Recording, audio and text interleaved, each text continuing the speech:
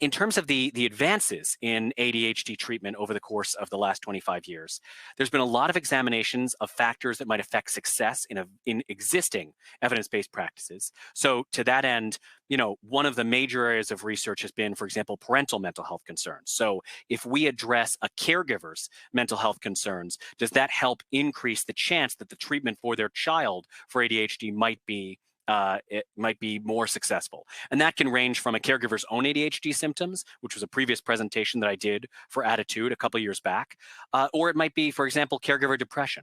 So there's a good line of research there about those factors that might affect success. At the same time, highlighting what Pelham and colleagues showed in 1998, there's been great research over the last 25 years on behavioral peer interventions and skills coaching around social skills, particularly for kids with ADHD or kids who are on the spectrum or kids who are experiencing that comorbidly.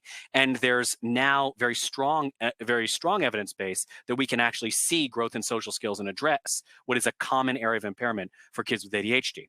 At the same time, there's been great advances in organizational skills trainings across a wide range of models. I include actually in my resources slide at the end here a book by Gallagher and Abacoff and I believe Spira, which is kind of an organizational skills training model developed at NYU for kids in elementary school and early middle school grades. But there's been a lot of advances over the last couple of decades in organizational skills trainings and addressing, again, executive functioning deficits that are really common with ADHD symptoms. There's also been research on the sequencing of psychosocial and psychiatric intervention. So understanding that, the success of intervention, if you're going to say go with medication and behavioral intervention at the same time, that can be the most superior form of treatment in terms of outcomes. But if you choose to sequence, there's evidence showing that going with the psychosocial treatment first, say behavioral, parent, and coaching and school consultation, might be better in terms of outcomes than starting with medication. And one thought on that is that if you start with medication and medication isn't working, parents are often even more discouraged about whether or not psychosocial treatment will work because it's more effort, and the thing that was less effort already hasn't shown as much of an effect.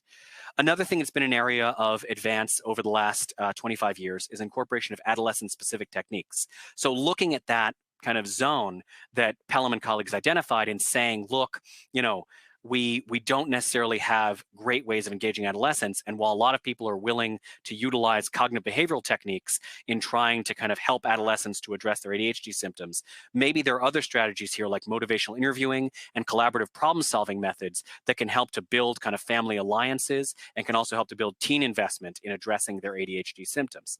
And then the last thing, which I think was really well highlighted by Evans and colleagues in this 2017 summary, is that we've really looked over the last 25 years at ensuring that the research done on ADHD treatment includes representation from diverse populations. And that's a major area of work across the entire field.